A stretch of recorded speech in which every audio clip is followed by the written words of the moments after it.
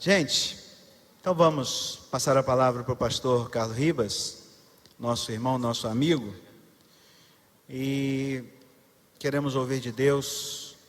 Ele vai falar sobre o material dele. Ele é doutor em teologia e divindade, né? E tem nos ensinado algumas coisas muito interessantes, inclusive sobre teologia, nessa tarde, né? Estava conversando com o pastor Vinícius, dizendo que se ele fosse morador aqui da cidade, o nosso seminário ia ganhar muito. Então eu queria convidar o nosso irmão para estar aqui conosco, trazendo uma palavra que Deus colocou no coração dele. Nós queremos recebê-lo como aquele que vem em nome de Jesus, né? Quero inclusive agradecer à igreja, pastor Heber, que facilitou, possibilitou que acontecesse este seminário, né? É um desafio, a gente sabe disso, somos uma igreja bem conservadora, mas o assunto ele é muito bíblico, né? E foi isso que o pastor Carlos ensinou para a gente, que se está na Bíblia a gente tem que dar crédito a isso. Vamos orar por ele? Estenda sua mão para cá, fala com Deus, pedindo a Deus que o use para falar com você. Pai, em nome de Jesus, eis aqui teu servo, homem abençoado, que o Senhor trouxe lá do outro lado do Brasil, para estar conosco nesse tempo, nosso irmão, nosso amigo.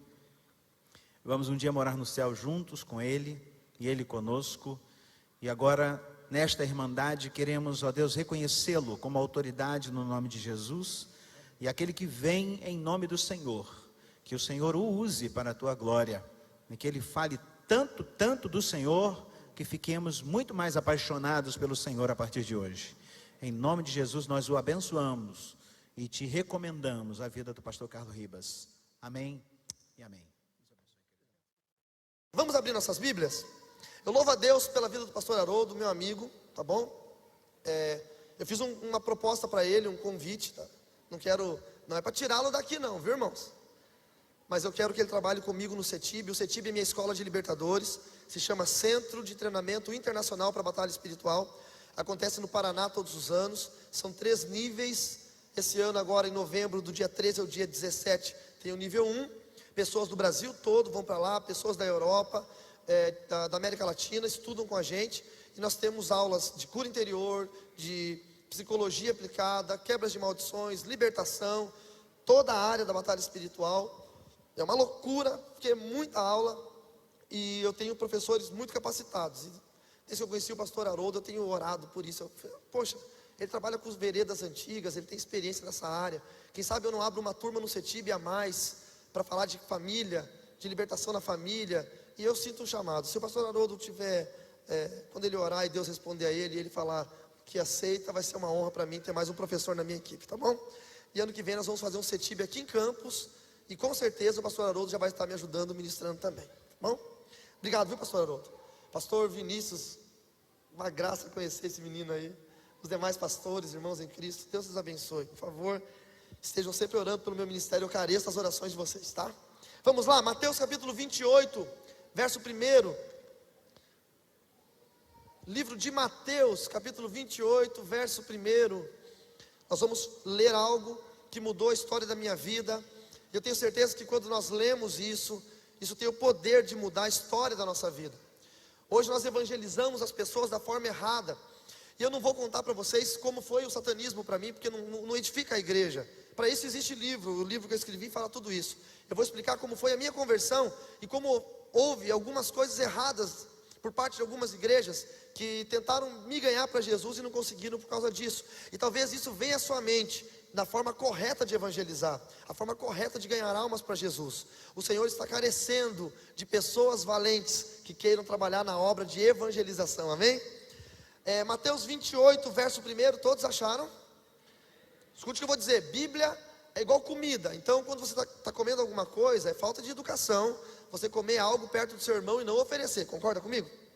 Então se você está com a Bíblia aí, tem alguém sem a Bíblia perto de você, é falta de educação você não oferecer a ele e falar: vem aqui que eu vou te dar uma mordida dessa. Mordida não, né? Um pedaço da palavra de Deus. Vamos ler, diz assim: depois do sábado, ou no texto que está na tela, no findar do sábado, tendo começado o primeiro dia da semana, Maria Madalena e a outra Maria foram ver o sepulcro. E eis que sobreveio um grande terremoto, pois um anjo do Senhor desceu dos céus, e chegando ao sepulcro, rolou a pedra da entrada e assentou-se sobre ela. Sua aparência era como um relâmpago e suas vestes eram brancas como a neve. Os guardas tremeram de medo e ficaram como mortos. O anjo disse às mulheres: não tenham medo, sei que vocês estão procurando Jesus, que foi crucificado. Ele não está aqui, ressuscitou, como tinha dito. Venham ver o lugar aonde ele jazia. Vão depressa e digam aos discípulos dele: ele ressuscitou dentre os mortos e está indo adiante de vocês para a Galiléia. Lá vocês o verão. Notem que eu já os avisei. Até aqui. Feche seus olhos um momento, por favor. Deus, nós te glorificamos, nós te exaltamos, nós declaramos que o Senhor é o Deus da nossa salvação e que o sacrifício único de Jesus Cristo pôde transformar a nossa história. Meu Deus, eu te peço que nesta noite nós possamos chegar ao pleno conhecimento da salvação e do entendimento de como encontrarmos a salvação. Eu te peço, Pai, que desde agora, se aqui no nosso meio, as pessoas que nos ouvem, tanto os que estão aqui na igreja, quanto os que estão assistindo pela internet, ou por um DVD, por uma gravação, Pai, em nome de Jesus, que o Senhor já esteja trabalhando na mente, no intelecto, no coração, no espírito, na alma, nas emoções dessa pessoa que vai ouvir o que se tem a dizer a seguir, para que possam entender quão importante é entregar e confiar completamente a sua vida a Jesus Cristo. Senhor, eu peço que abram-se as portas da salvação, que por mais estreita que elas sejam, estejam abertas agora, para que entre uma igreja justa e santa. Pai, eu declaro no altar desta igreja a minha total, completa dependência do Senhor e do Espírito Santo de Deus. E declaro, Senhor, que sem Ti eu não posso sequer falar, mencionar o Seu nome ou ler a Sua palavra. Usa-me, Senhor, como ferramenta da Tua graça, do Teu reino, e para a honra e para a glória do Teu nome, Jesus. É no Seu nome que oramos. Amém e amém. Amém? Você pode aplaudir o Senhor um pouquinho?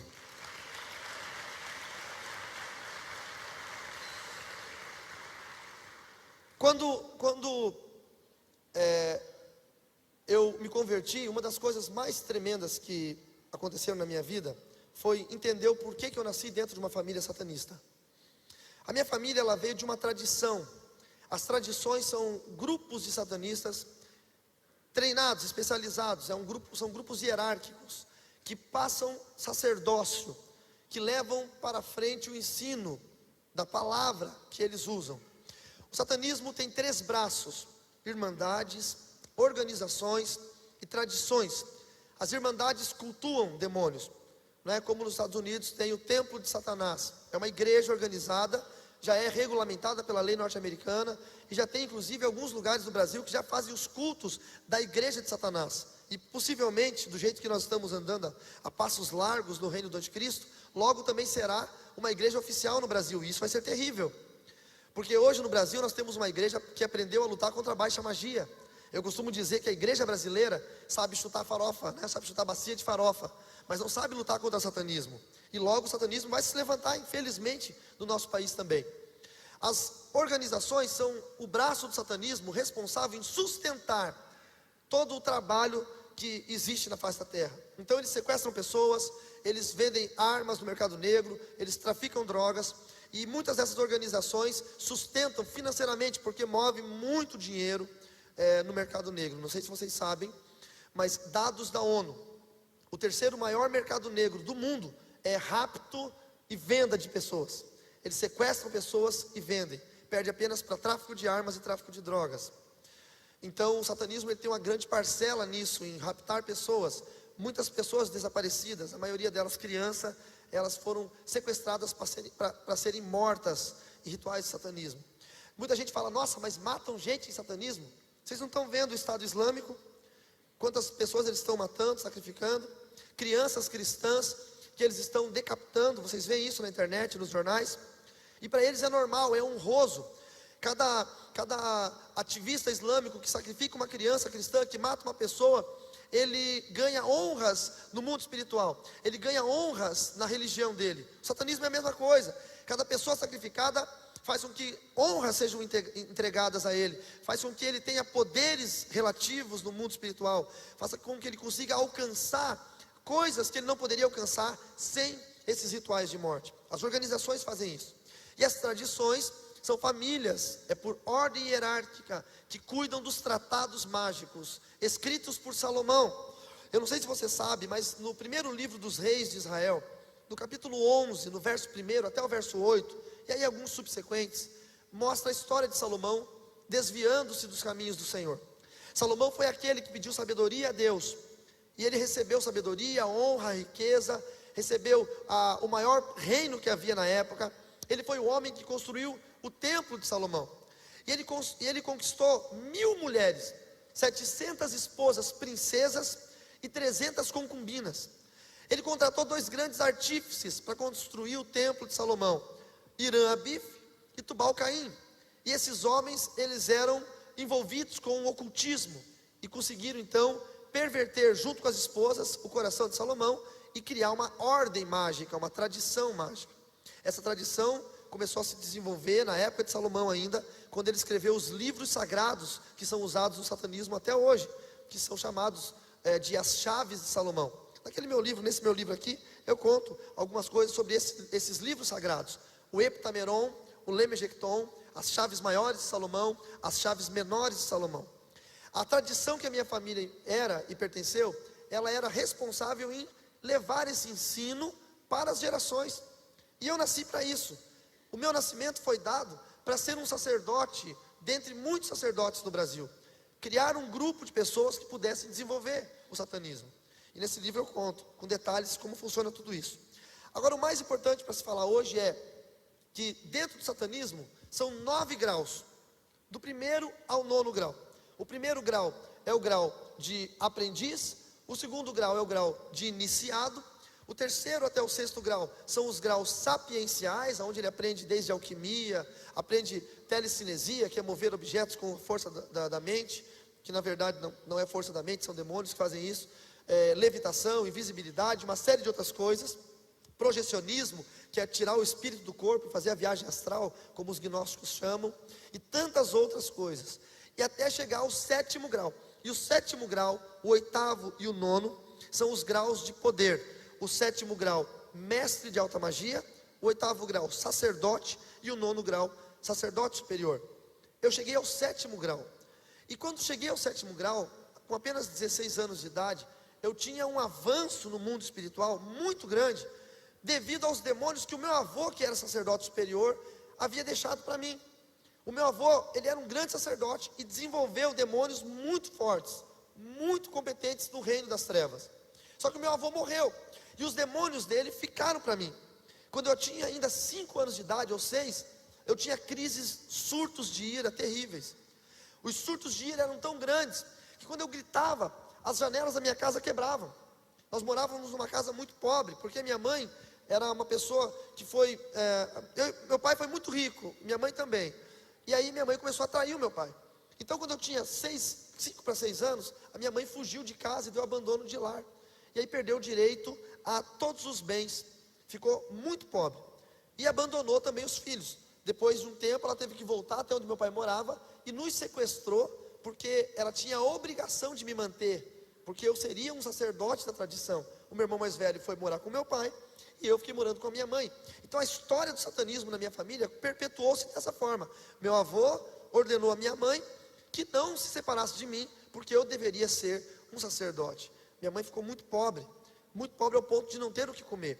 Nós morávamos numa casa de madeira muito velha, e eram com janelas de vidro, e os estrados da janela, as armações eram de madeira. E quando eu surtava, os demônios faziam movimentações do ar dentro da casa, e a pressão do ar ficava tão forte que as janelas abriam e quebravam todos os vidros.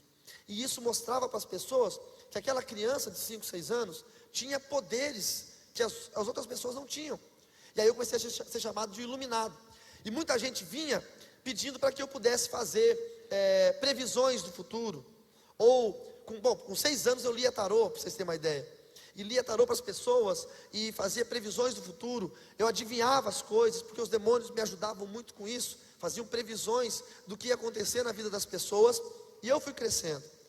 Mas quando eu cheguei aos 16 anos e fui ordenado mestre de alta magia, começou a entrar na minha vida algo que eu jamais esperei que acontecesse. Começaram a entrar as mortes. Eu nunca fui uma pessoa ruim, Desde muito cedo eu fui muito estudioso. O pastor Haroldo falou do meu doutorado na Christian Bible College nos Estados Unidos. E hoje, para a graça do Senhor, porque Ele me instruiu nisso, Ele me capacitou, eu posso ser um doutor em teologia. Mas quando eu estava no satanismo, desde muito cedo, eu estudava muito, muito, muito. Com 14 anos eu já lia em latim. Com 7 anos eu já falava grego. Eu já cantava até num coral de grego na minha escola. Então eu sempre estudei muito, muito, muito, muito. E quando eu cheguei aos 16 anos, eu percebi que todo o meu estudo não ia valer para nada se eu não começasse a ingressar nas práticas terríveis que o satanismo exige das pessoas que chegam em altos níveis. Tem muita gente que se ilude com Wicca, com magia, com bruxinha, e acha, não, é bruxinha do bem, é magia do bem, e fica se iludindo com isso, porque nos primeiros estágios é muito, muito, muito bacana, as pessoas acham que é muito legal, é interessante, é instigante, poderes, mudar cor de objetos, mudar cor de olho, cor de cabelo, eles tinham poder de fazer isso. Mas quando chega nos estágios mais altos, mais elevados, começam as obrigações de que pessoas possam morrer, coisas terríveis. E eu era uma pessoa de coração bom, por eu nunca ter nascido numa igreja, por eu não ter feito um pacto com o diabo, como as pessoas querem fazer para ficar famoso, ter sucesso, eu nasci naquilo ali. Então para mim tudo aquilo ali era normal. Para vocês entenderem o porquê que eu li aquele texto, os satanistas dizem para as crianças que Jesus foi um usurpador, que ele tentou usurpar o trono de Satanás. Satanás não era chamado de Satanás, nós sabíamos que o nome dele era esse, mas era chamado de papai. Então as mães ensinam as crianças que esse tal de Jesus tentou roubar o trono de papai. Então papai o matou. E para provar que ele havia morrido, as nossas mães, a minha mãe e outras mães faziam isso, levavam as crianças nas igrejas, algumas igrejas que tem um crucifixo com a imagem de Jesus morto, lá sangrando, e apontavam para aquela imagem e diziam, quem é que está morto lá de pendurado naquele pedaço de pau? E nós dizíamos, Jesus. Então quem é que venceu? E aí nós então entendíamos, papai. E essa era a nossa verdade acerca de Jesus. Quando eles falavam sobre os cristãos, os crentes, que eles não chamam de crentes, eles chamam os do caminho, o nosso nome para eles é do caminho. Eles falavam, olha, você não vai andar com esse povo ele é fanático. É um povo que lê a Bíblia, mas a Bíblia é papel, papel aceita tudo. Nós mudamos muita coisa para que eles ficassem cativos naquilo ali. Então nós desprezávamos. Satanista ele não olha para o crente, porque ele despreza. O inferno é tão astuto, o Satanás é tão astuto, que ele não coloca crente como inimigo de satanista. Ele coloca crente como ralé, como povinho, para que nenhum satanista ouse ter contato com os crentes. Então nós não pensávamos assim, os crentes são um exército que nós devemos combater. Não, a gente nem pensava que eles existiam. Era um povinho. Na minha mente era um povo burro, pobre, ignorante, fanático, que não tinha nada, que não sabia nada. Então não valia a pena investir contra esse povo, porque era a melhor forma de nos manter distantes dos crentes, dos do caminho. E essa era a minha concepção da igreja. Até com 16 anos na minha formação, eu comecei a comandar os covens. Os covens são grupos de satanistas que estudam, é como se fossem as células. As igrejas hoje têm células, o satanismo copia muito o que faz na igreja. E cada coven tinha no máximo 13 pessoas. Aí fazia 2 covens, mais 13. A união de 13 covens, comandado por uma pessoa, era chamado de Assembleia Menor. A união de 13 assembleias, cada Assembleia Menor tem 13 covens, comandado por uma pessoa, era chamado de Assembleia Maior. 13 vezes 13. A união de 13 assembleias maiores, comandada pela mesma pessoa, era chamada de Assembleia Regional. Tudo isso dentro de um município. A união de 13 assembleias regionais, comandada por uma mesma pessoa, era chamada de Assembleia Municipal. E eu, com 17 anos de idade, 16 para 17, eu já tinha uma Assembleia Regional, ou seja, já comandava um número de satanistas na cidade de Cascavel, no oeste do Paraná, que cobria uma população de 100 mil pessoas. Então era muita coisa, era muito ensino, era muito trabalho, e cada vez mais cobranças. E o satanismo, ele investe numa arte da persuasão e da mentira, que é fenomenal. Como é que eles fazem? Eles contam uma mentira, aí a pessoa vai duvidar, porque é mentira. Aí eles cercam com um monte de verdades. Aí você vai e bate naquela mentira. Aí rebate numa verdade. Bate na mentira, desconfia, rebate numa verdade, rebate outra verdade, em outra, em outra, em outra. Tem tanta verdade ao redor de uma mentira, que daqui a pouco a mentira se torna verdade. Então é uma técnica que eles têm. E as pessoas vão caindo nessas mentiras e vão usando os artifícios do satanismo. Uma das coisas que o satanismo mais faz hoje no Brasil são assassinatos, porque é um assassinato limpo, só que é muito caro para se pagar. Então teve um caso que uma mulher muito rica queria que o marido morresse para ela ficar com o amante e com a herança. Como é que ela fez? Contratou o grupo de satanistas lá da cidade e pagou um valor muito caro, muito alto mesmo. Na época lá era mais de 100 mil reais, quando o real ainda valia, acho que um salário mínimo era 60 reais, era uma Ofir ainda, naquela época. Se eu não me engano era um Ofir, não era plano real ainda. E os demônios entram nas pessoas por legalidades, por pecados. O grupo satanista pegou uma mulher, que ela era extremamente sedutora, fez com que o marido daquela mulher que contratou caísse em adultério com ela, gerou uma legalidade. A Bíblia diz que o homem que se une à prostituta se torna um prostituto com ela. Automaticamente o homem que se une a uma feiticeira se torna um feiticeiro com ela. Então é como se fosse um vírus. A mulher aidética, que tem uma relação com um homem saudável, ela passa AIDS para aquele homem. E a mulher tem demônios transmitidos por relações sexuais, demônios chamados demônios do sexo, que atuam na área sexual, incubos, sucubos, que atuam nos sonhos sexuais, ou demônios da linha de Belfegor, são injetados na pessoa por essa ação de adultério, e aí a pessoa fica contaminada. A contaminação permite que um outro demônio, que possa comandar as atividades motoras dele, possam usar aquele homem, e aí aquele homem fica possuído, entra num carro, vai viajar numa estrada a 120, 130, 150 km por hora, de repente ele sai da estrada e joga debaixo de um caminhão e morre. E aí vai sair na televisão que grande empresário se matou, se suicidou, jogando o seu carro embaixo de um caminhão. Na verdade ele não se suicidou, ele foi alvo de uma ação do satanismo. Muitas outras ações acontecem, eu queria falar isso porque é interessante que os jovens saibam. Quando precisa se matar jovens para rituais de magia negra, eles fazem muito isso em festas. Cuidado com festas que vocês vão, porque eles embriagam os jovens e dão algum tipo de droga para os jovens, e eles ficam dopados. Levam até fazendas, sítios, onde tem essas casas que fazem esses rituais, e aí matam esses jovens. Como é que eles matam? Matam com corte cirúrgico, para poder tirar órgãos. É chato de falar isso, é feio, mas eu preciso que vocês saibam. Um corte em forma de Y, feito do ombro no ombro, até aqui embaixo, eles descarnam essa parte, abrem o corpo, cerram a caixa torácica e tiram os órgãos. E esses órgãos são usados em rituais. Mas se eles soltarem esses corpos na rua, a polícia vai ver que são cortes cirúrgicos.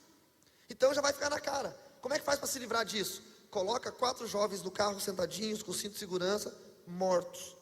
E um possuído por um demônio vai dirigir. A mesma coisa, 150 por hora na BR, bate no caminhão, aparece no jornal. Carro com 5 jovens que estavam saindo de uma festa, bateu na BR, todos morreram. O acidente é tão grande que ninguém vai perceber que aqueles corpos já estavam mortos antes e que já havia corte cirúrgico naqueles corpos, porque eles ficam arrebentados. Então são formas que o satanismo usa de se livrar de pessoas. Fique atento aos jornais e você vai começar a perceber quantos acidentes com 5 jovens dentro de um carro acontecem. Quantos acidentes? Todos os meses acontece isso. E eu comecei a ver isso. E isso começou a me incomodar. Saber que pessoas precisavam morrer. Eu não tinha vontade que pessoas morressem. Mas ainda assim eu gostava muito do que eu fazia. Eu era muito bem tratado. Lá dentro tudo era muito correto. A pessoa falava e cumpria. Não é? Eram todos eles muito ordeiros. E eu gostava muito daquilo. E era a minha vida, minha família, minha religião. Até que Deus entrou com um plano de salvação. E quando Deus entra com o plano de salvação, a vontade do homem se torna nula. Não adianta que o homem tente fazer algo contra o plano de salvação. Tem gente que não entende, mas quando Deus escolhe, quando Deus chama, Deus vai fazer com que essa pessoa chegue à plena salvação. Não há como fugir da salvação do Senhor. O Senhor começou a levantar um casal de pessoas, chamado Dili e Holanda, meus pais na fé. E eu morava num hotel na cidade de Cascavel, e esse casal evangélico morava do outro lado da rua, num prédio. E eles sabiam que ali naquele hotel morava um satanista, porque corria o comentário. E eles sabiam que aquele satanista era eu, e eles apontavam para mim e diziam: esse menino precisa de salvação. E começaram a orar por mim. Oraram muitos e muitos anos. Eles oraram dos meus 16 anos até os meus 20 anos. E nunca pararam para falar comigo, para dizer que estavam orando, nunca tentaram me questionar, ou como nós comumente fazemos, né? Temos medo de falar com satanista, temos medo de falar com alguém da Umbanda, Quimbanda, Candomblé, nós temos preconceito com essas pessoas. Eles não, só oravam. Um dia, eu estava sentado na frente do hotel, e o meu pai na fé me chamou e falou assim: ô Magrão, chega aí. E eu atravessei a rua meio estranho, não sabia quem ele era. E ele falou: você joga bola? Eu falei: jogo. Então, a gente vai jogar bola hoje à noite, que posição que você joga? Eu falei: goleiro. E ele: rapaz, nós estamos precisando logo de um goleiro. Eu aposto que eles não estavam precisando de um goleiro, mas na hora eles ficaram precisando. Eu falei: sério? Vamos jogar? Eu falei: vamos. Porque eu não estava nem aí com os crentes. Está entendendo? Essa história de que satanista não entra em igreja, que não pega na mão de crente, isso é mentira. Eles não estão nem aí. Só que eles vão se infiltrar numa igreja, aí é um plano, porque se tem uma igreja muito grande, que faz muita coisa contra o reino das trevas, aí são missões. Mas fora isso, eles não têm nem aí. Aí fui jogar bola à noite. E nesse jogo de bola, eu joguei pra caramba. Só que antes de eu chegar pro jogo, os crentes estavam lá, eu não sabia que eram crentes. Aí eles fizeram um círculo assim no meio do campo, era futebol suíço, e deram as mãos. Eu fiquei pensando: ixi, o que será que é isso? Aí ele falou: olha, nós vamos fazer uma oração aqui. E eu pensei: ai, é os do caminho. Puxa, são crentes. Mas fiquei ali, eles oraram, não deu nada, fiquei na minha, né? Eles falaram amém, não falei nada. Fomos jogar bola, joguei pra caramba. Gostaram demais. Falaram: rapaz, você joga futebol de salão? Eu falei: eu jogo. Amanhã tem um jogo de futebol de salão, vamos jogar? Eu falei: vamos. E quando eu voltei para casa, eu fiquei pensando naquele jogo. Os caras não brigavam, os caras não xingavam, não tinha entrada forte, não tinha violência. Se alguém ia entrar numa bola, o outro tirava o pé para não machucar. Era assim que era jogo de crente. Hoje em dia não, hoje em dia os crentes esquecem que são crentes na quadra. Não é isso? Hoje em dia os crentes esquecem de Jesus na quadra. Só lembram de Jesus na igreja. Mas naquela época não, era bonito. Eu estou falando de 20 anos atrás. E eu fiquei pensando: caramba, como é legal jogar bola com esses caras. Amanhã eu vou jogar bola de novo. Aí era futebol de salão. Eu já sabia que eles iam orar, eu já fui para o meio da quadra, fiquei esperando. Aí pegaram na mão, oraram, não senti nada, não teve arrepio, demônio não manifestou nada, normal. E joguei bola, e foi muito legal.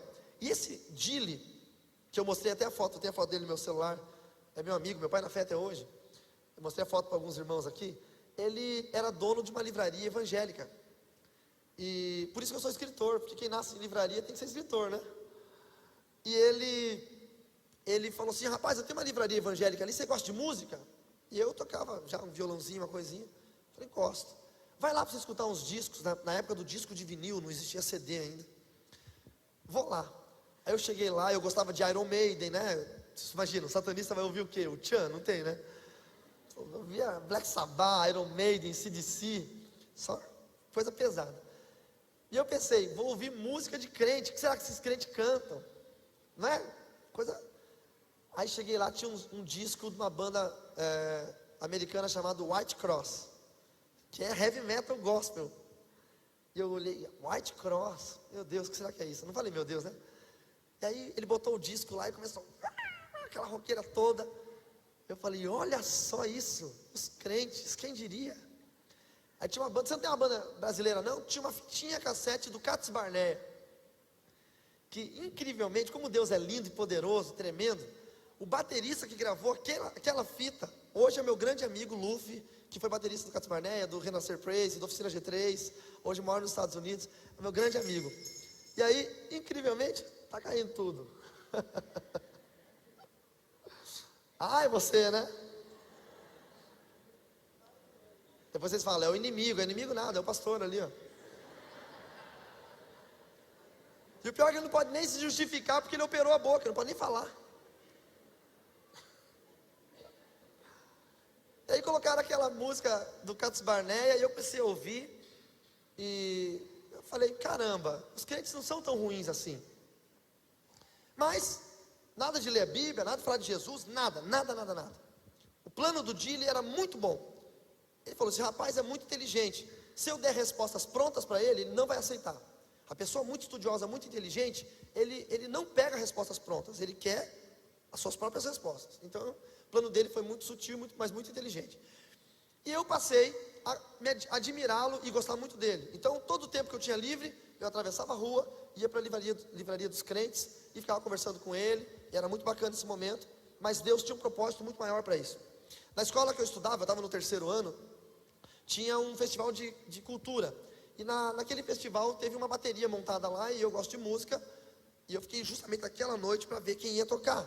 Aí subiu um gordão assim, todo fofo, aquele cara que você olhava para ele e falava, nossa, o cara é muito amoroso, e se chama Peter, e ele foi tocar bateria, o camarada arrebentou, ele é muito bom de bateria, e tocou pra caramba, desceu, a gente começou a conversar, e ele crente, aonde eu ia falar com alguém, eu estava de cara com crente, parecia uma maldição, irmão. Eu não podia falar com ninguém, que o camarada era crente.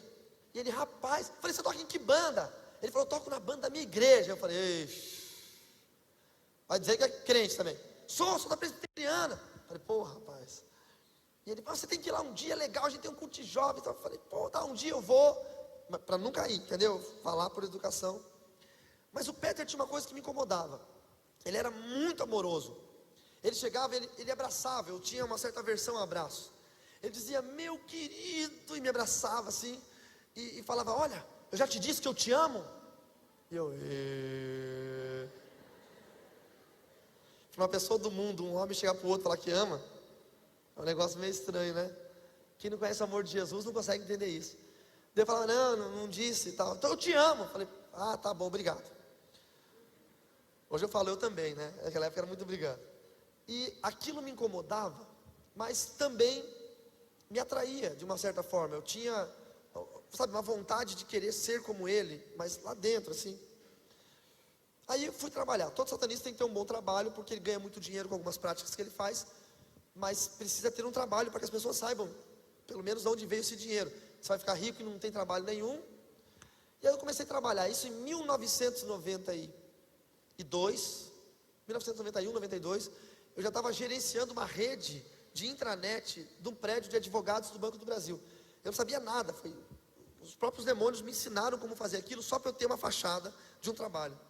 E o filho do dono, que também era advogado, Dr. Ricardo Castilho, ele era novo convertido de uma igreja comunidade evangélica, e ele sentia algo ruim em mim, e eu sentia algo ruim nele, só que o algo ruim que eu sentia nele era Deus, para mim era ruim naquela época.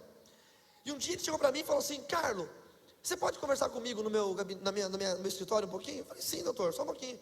Aí subi lá, ele disse, senta aí, rapaz. Sentei, ele falou, o que você sabe sobre Jesus? Eu falei, olha, eu não sou muito religioso, eu sei pouco sobre Jesus. Jesus é aquele camarada que morreu na cruz e tal. E ele, então, eu quero dizer que eu entreguei minha vida a Jesus. E eu falei, olha, doutor, meus parabéns, que bom. E aqui dentro pensando, ai, como é que eu saio daqui? Esse cara vai querer me evangelizar. E ele, eu gostaria que você conhecesse a Jesus. Não, muito obrigado, já conheço, sei quem é Jesus, tal. Até eu passei esse dia atrás ali, eu vi ele lá, estava lá. E ele, não, você não entende, Jesus está... E ele queria me evangelizar de todo quanto é jeito, mas ele era aquele novo convertido, que queria pegar a Bíblia e socar a goela abaixo. Tem os novos convertidos assim, não tem? Que quer socar a Bíblia a goela abaixo, e aquilo afasta as pessoas. Ninguém quer ser julgado pela sua fé, ou, você é idólatra, você é isso, você é aquilo, ninguém quer ser julgado. E ele falou, olha, eu quero conversar mais com você depois, só que antes eu quero fazer uma oração por você, você deixa eu orar por você? Eu falei, claro, porque eu ia jogar bola, eu orava com os caras e não acontecia nada. Até eu pensei, é só mais uma oração. Aí ele falou, fica de pé aqui no meio da minha sala. Eu fiquei, ele fez todo um preparo, aí ele botou a mão na minha cabeça, ele falou, Jesus! Irmãos, a hora que ele falou Jesus, me deu um gelo na barriga, mas um gelo.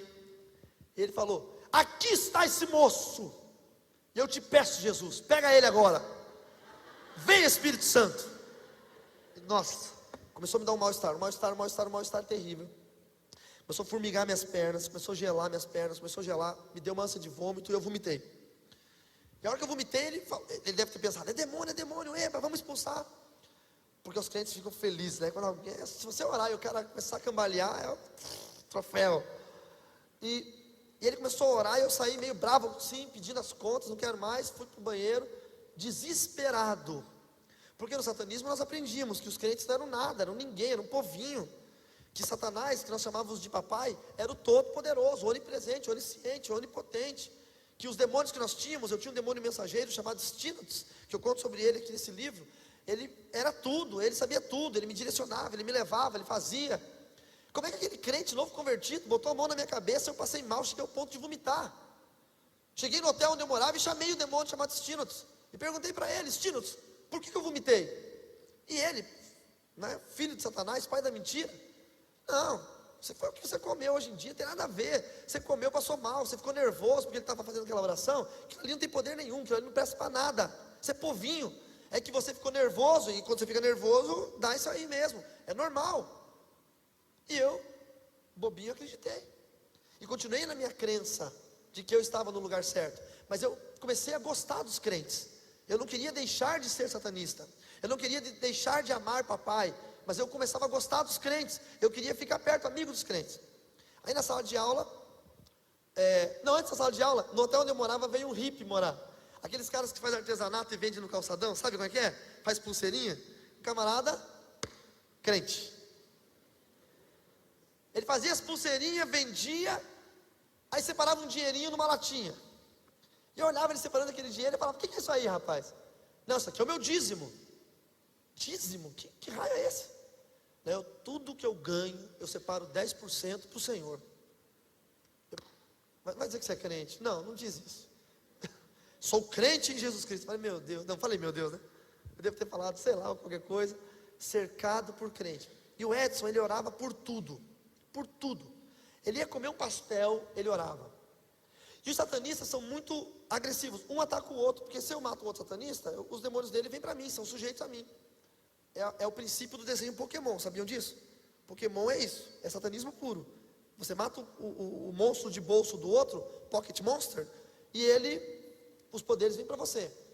E aí, ele foi comer um pastel numa pastelaria que nós estávamos, e ele pegou, levantou o pastel assim e falou: Senhor, eu consagro este pastel a Ti, em nome de Jesus, todo mal seja repreendido agora, amém. E eu fiquei olhando aquilo, e eu pensei aqui com meus botões: essa oração é boa para mim. Ele está repreendendo o mal. E eu falei para ele: o que é isso que você fez? Isso é uma oração de proteção. Veneno desse pastel, toda armadilha, amém. Eu falava, mas não acontecia nada. E aí no colégio entrou uma menina. E essa menina, ela era assim, de um estilo bem diferente. Ela era gótica, ela tinha um cabelão comprido, ela era designer de moda. E quando eu olhei aquela menina, eu falei: puxa vida, essa menina aí, eu vou levá-la para o meu coven. Eu tentava convencê-la a virar satanista de tudo quanto é jeito. E eu falava: olha, eu tenho papai, Satanás, e eu sirvo a ele. E ela dizia: ah, não, eu não creio nessas coisas, não fala comigo de demônio, de diabo, eu creio em Deus. E eu perguntava: mas que Deus que você crê?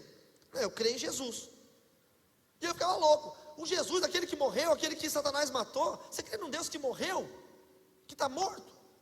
E ela dizia: olha, eu não sei explicar muito bem, mas só sei que eu creio, e eu creio em Jesus. Mas Satanás é muito mais poderoso. Meu Deus é poderoso, o teu não é nada. Eu falava isso para ela. Teu Deus fez nada. O que teu Deus fez? Não fez nada. O meu criou céus e terra. O meu é onisciente, onipotente. Porque Satanás é craque em roubar a glória de Deus. Então tudo que Deus fez, ele rouba. E ela não sabia, ela era aquelas crentes sem muita informação, não sabia o que falar. E eu fazia prodígios para ela, muitas capacidades alquímicas de mudar formato de coisas, mudar cor de coisas. Eu fazia ela. E ela falava: não, você deve ser truque de mágica, eu não acredito nisso. Muita coisa eu fazia e ela não acreditava. E como eu tinha a capacidade muito boa de tirar o espírito do corpo e fazer o projecionismo, e eu fazia isso direto, eu ia de Cascavel até a União da Vitória, no Paraná, e falava com a minha mãe. Eu e minha mãe falávamos no mundo do espírito. Era muito comum fazer isso. Então eu disse para ela: posso fazer um desafio? Você vai na sua casa hoje e tranca a sua casa, janela, porta, para você não dizer que fui eu que entrei.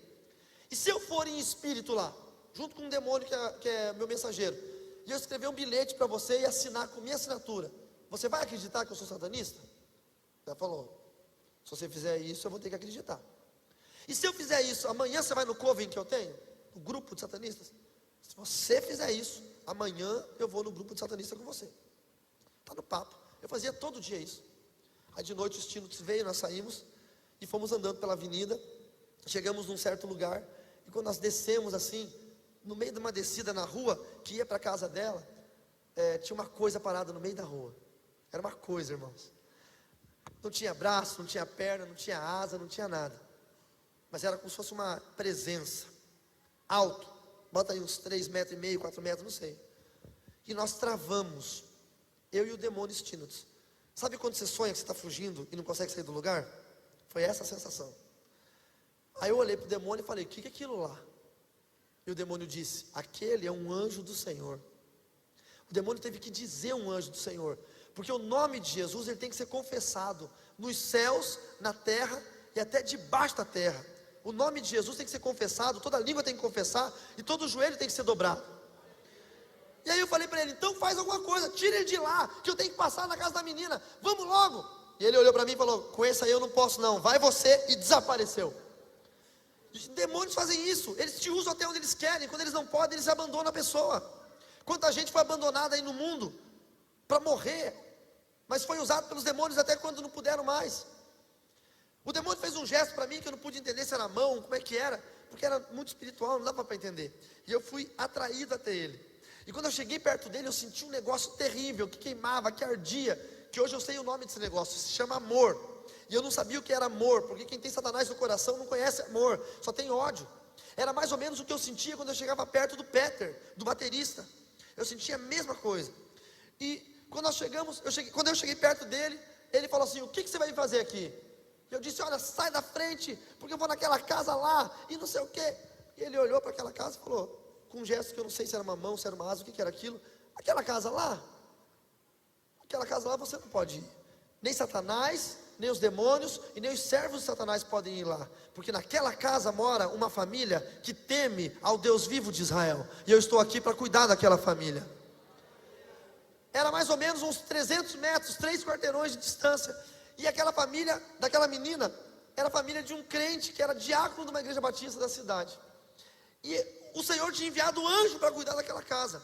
Você não sabe, mas você está aqui agora. Existem demônios que querem entrar na sua família, querem tocar nos seus filhos, querem entrar na sua casa, mas não podem, porque o anjo do Senhor acampa-se ao redor daqueles que o temem e os livra. Quanto mais você teme a Deus, mais protegido você é pelo Senhor. Você pode glorificar o nome do Senhor?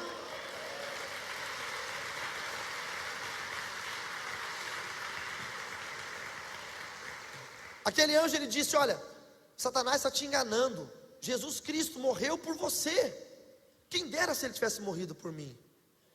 E tocou em mim e eu desapareci. Eu apareci no hotel que eu morava, com uma enxaqueca terrível, meu corpo arrebentado, dor no corpo todo, parecia que eu tinha tomado uma surra. No dia seguinte não fui para aula, era uma quarta-feira. Na quinta, na sexta não fui para aula. Sábado e domingo não fui para aula. Segunda, terça e quarta não fui para aula da outra semana. Na quinta-feira da outra semana eu fui para aula. Eu pensei, a menina deve ter esquecido já. Faz mais de uma semana. Mulher não esquece nunca. Você pode estar 20 anos casado com a tua mulher. Se você fez alguma coisa errada no primeiro dia de casamento, ela vai te cobrar até hoje, ela vai lembrar. Eu cheguei no colégio, aquele negócio de aluno, toda aquela correria. E eu entrei no corredor do colégio, e a minha sala era bem do lado direito de quando entrava, do lado da portinha à esquerda. Cheio de alunos. A garota estava na porta da sala, olhando para a entrada. Ela ficou todos os dias olhando, ela ficou me esperando. Ela queria ver o dia que eu ia voltar, porque eu não tinha conseguido. Eu não vi, eu não pude ouvir o que ela falou, eu só fiz leitura labial. E ela deu um sorriso e falou assim, você não conseguiu. Eu fiquei possuído. Eu não lembro de ter andado até ela. Eu só voltei a minha lucidez quando estavam me tirando de cima dela. Eu tinha agarrado ela pelo pescoço, estava arrastando ela na parede, gritando, feito um louco, dizendo que ela ia me matar, porque mandou um anjo, desesperado. Eu surtei. Aí me tiraram de lá, me levaram para a coordenadoria, me deram um chá de alguma coisa e me mandaram embora. Mas eu não conseguia andar, porque eu estava com muita adrenalina no corpo. Então eu sentei no meio fio e fiquei ali com meus cotovelos nos meus joelhos e as minhas 2 mãos no meu rosto, e fiquei ali pensando o que é que estava acontecendo. Por que é que eu não podia chegar na casa de uma menina que não sabia nem por que Jesus tinha morrido por ela? Se Satanás era tão poderoso, se ele tinha tanto poder, se ele era papai, se ele era criador da terra, se ele tinha matado Jesus, por que é que ela tinha um anjo, que o meu demônio, que eu achava que era o mais poderoso que existia, sequer podia passar por ele? Então tudo aquilo aquilo estava me consumindo. O fato do anjo ter dito, Jesus morreu por você, eu não sabia que era pela humanidade, eu achava que era por mim. E tudo aquilo começou a ser muito difícil de entender, de digerir. Passou as 4 aulas do período noturno, terminou a aula, e eu senti a presença de alguém sentado do meu lado. E eu não abri os olhos.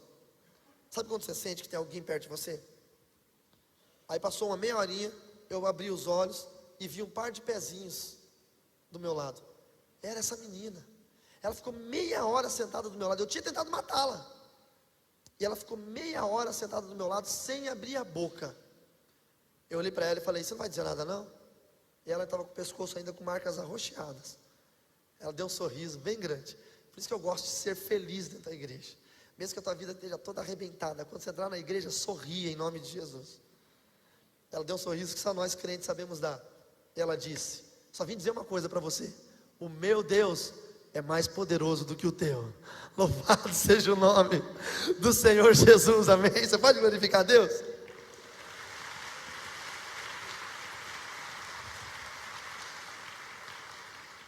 No dia seguinte eu fui na livraria do Dili. Cheguei para o Dili e falei, Dili, você pode me contar uma coisa? Por que Jesus morreu por mim? E o Dili, muito inteligente, muito sábio. Não posso falar nada não, você acha que eu vou ficar perdendo meu tempo com você?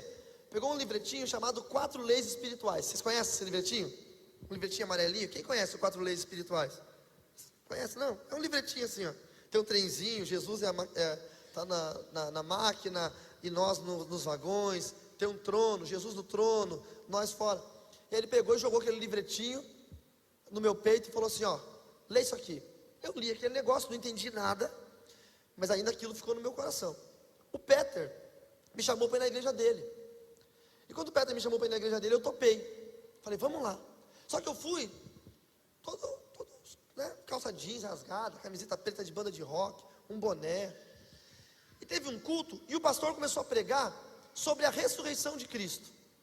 Ele pregou sobre a salvação, sobre a morte e sobre a ressurreição. E durante todo o culto eu sentei lá atrás.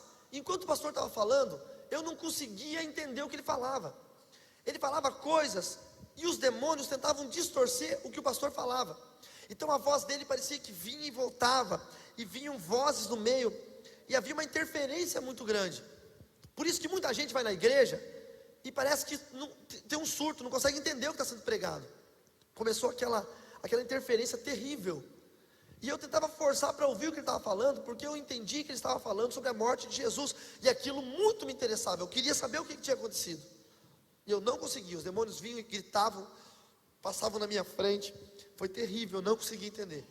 Até que ele entrou no texto que nós lemos, de Mateus 28, e começou a ler, depois do sábado, tendo começado o primeiro dia da semana, Maria Madalena e a outra Maria foram ver o sepulcro, e nesse momento, eu fiquei desesperado. Eu já tinha levantado, ido lá fora, tomado água, respirado, eu estava ficando louco dentro da igreja, eu não conseguia entender, mas nesse momento, eu cometi um ato, para mim foi uma loucura, mas eu queria ouvir. E eu comecei a invocar demônios dentro da igreja, invoquei demônios. E eu falei, venham todos vocês e me cerquem, e cerquem aquele pastor lá. Eu preciso ouvir o que ele está falando. Só que não adiantava, os demônios não iam me obedecer naquela hora, porque eles não queriam que eu ouvisse sobre a ressurreição. Porque quando você conhece a verdade te liberta. Por isso que as pessoas falam, a minha avó, minha avó era católica e virou crente porque começou a ler a Bíblia. Você leu a Bíblia, você se converte, não tem erro.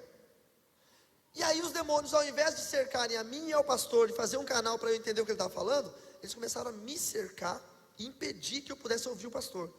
E eu fiz tanta força, que eu cheguei a ficar com enxaqueca, para tentar ouvir o que aquele pastor estava falando. E eu ouvi isso aqui: e eis que sobreveio um grande terremoto, pois um anjo do Senhor desceu dos céus, e chegando ao sepulcro, rolou a pedra da entrada, e sentou-se sobre a pedra. Sua aparência era como um relâmpago, e suas vestes eram brancas como a neve. Quando ele falou aparência como um relâmpago, eu disse, é o anjo da menina, que tinha uma aparência como um relâmpago, não tinha braço, perna, nem asa, a aparência dele era essa. E aí que a minha atenção ficou mais focada. E o verso 4 dizia, os guardas tremeram de medo e ficaram como mortos. E eu fiquei como morto quando eu vi aquele anjo. Eu não podia me mexer. Então aquele texto falava comigo. E aí o verso seguinte: o anjo disse às mulheres: não tenham medo, sei que vocês estão procurando Jesus, que foi crucificado. Ele não está aqui, ressuscitou como tinha dito, venham ver o lugar aonde ele jazia. E eu pensei, nossa, o anjo que falou comigo, dialogou comigo, também dialogou com essas mulheres, então é possível, então era verdade, não foi coisa da minha cabeça. E quando o pastor fez um apelo e disse: vocês que ouviram essa palavra, venham aqui para frente, para entregar suas vidas a Jesus e não sei o que. Eu não vi, queridos, a hora que eu saí do último banco, e estava parado bem na frente, mas eu fui para frente. Só que a hora que eu fui para frente, os demônios que eu tinha invocado, para tentar me cercar, para eu poder ouvir a voz do pastor, começaram a trabalhar. Aí um grupo de obreiros me cercou, e começaram a orar. Os obreiros estavam orando coisas bonitas, tipo: Senhor, liberte esse menino, né, faz uma obra na vida dele, coisas bacanas. Mas os demônios que estavam ao meu redor começaram a inverter as palavras, e eu entendia os obreiros falando: o que esse desgraçado está fazendo aqui? Seu maldito, você não é digno, quem é você para estar aqui? Vai embora, nós te odiamos, você não merece, você não é nada. E os obreiros, eu abri o olho, olhava para os obreiros, e eu via eles com caras de ódio, apontando o dedo para mim, só que eles não estavam fazendo isso. E aquilo me deixou tão desesperado que eu saí daquela igreja desejoso de nunca mais entrar dentro de uma igreja evangélica de novo. Nunca mais. Mas o Senhor não desistiu, porque o Senhor não desiste de nós. Nós desistimos do Senhor, mas Ele não. Ele não desiste da gente. E a promessa estava contida em tudo isso. Deus tinha uma promessa para a minha vida. Então eu comecei a conversar mais com o Edson, e o Edson começou a me mostrar algumas coisas do mundo espiritual. A garota, nossa amiga, me convidou para ir num culto na igreja dela, na igreja batista. E eu estava desesperado, não queria mais ir em culto, mas o Edson me convenceu tanto, falou: vamos lá, meu irmão.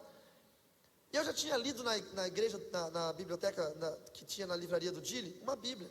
Eu tinha lido algumas páginas de Gênesis. E eu li aquele texto: no princípio criou Deus os céus e a terra era sem forma e vazia, e havia trevas na face do abismo, e o Espírito de Deus pairava sobre as muitas águas. Eu li só isso. Foi o primeiro texto que eu li na Bíblia na minha vida. E eu olhei aquele texto e falei: nossa, que tremendo, porque eu imaginei o Espírito de Deus como se fosse um negócio gigantesco em cima do oceano, assim.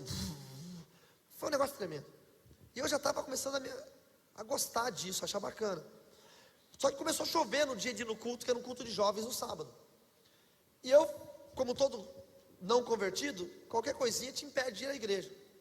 Qualquer coisinha, chuva te impede. E eu disse para o meu amigo Edson: olha, eu não vou porque está chovendo. E o Edson falou: se você crê, você vai ver a glória de Deus. Nós vamos ir de a pé, 2,5 km até a igreja, e não vai cair uma gota de chuva na sua cabeça. E eu falei: vamos ver então. Saí do hotel e pisei na calçada, duvidando, desdenhando. Quando eu pisei na calçada, parou de chover. Na hora, foi instantâneo. Nós andamos 2,5 km e não caiu uma gota de chuva. Quando eu entrei na igreja batista da minha amiga, começou a chover. Eu olhei para fora, não acreditei. Falei: que é isso? Aí eu cheguei, ela me recebeu muito bem, recebeu o Edson muito bem, chamou o líder de jovens. O líder de jovens falou: vocês são visitantes? É a primeira vez? É. Ah, que bom, hein? Parabéns, ganhou 10 pontos. Era uma gincana, ela ganhava 10 pontos. Ela ganhava 5 pontos por cada visitante. Ela levou 2, ganhou 10 pontos. Eu já olhei pro cara e falei: crente interesseiro do caramba. Eu todo feliz achando que eu era especial para ela, ela querendo ganhar ponto na gincana dos jovens. Aí ela falou: você já leu a Bíblia alguma vez? E eu falei o texto que eu já tinha lido. E ela saiu correndo, correu no grupo de louvor e falou alguma coisa, cochichou para eles. E no início do culto, o grupo de louvor começou a cantar aquela música muito antiga: nosso Deus é soberano. Quem lembra?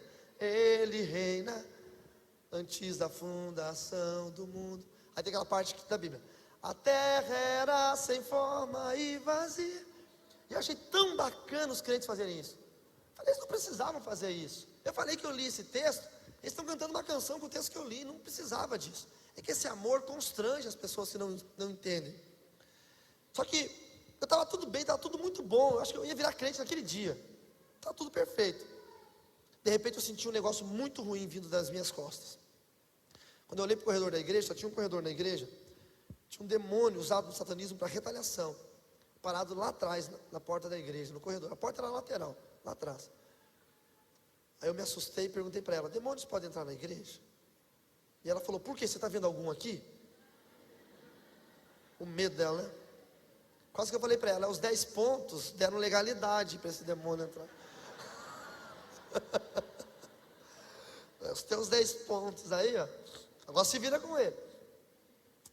Eu falei: sim, eu estou vendo lá atrás, perto daquela folhagem. Ela olhou, não viu nada.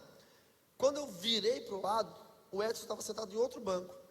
O Stinotus, aquele meu demônio pessoal, o mensageiro, apareceu do meu lado e me xingou de tudo quanto é nome.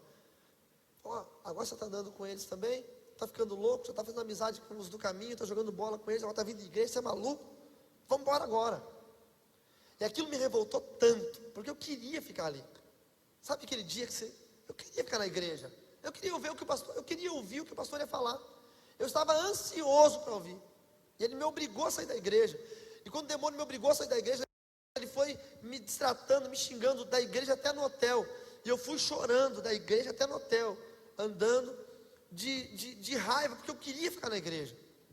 Só que eu estava num momento da minha vida que eu não queria deixar de ser satanista, mas eu queria começar a ir na igreja. E era uma coisa incompatível, mas eu não entendia que era incompatível. Eu comecei a achar legal.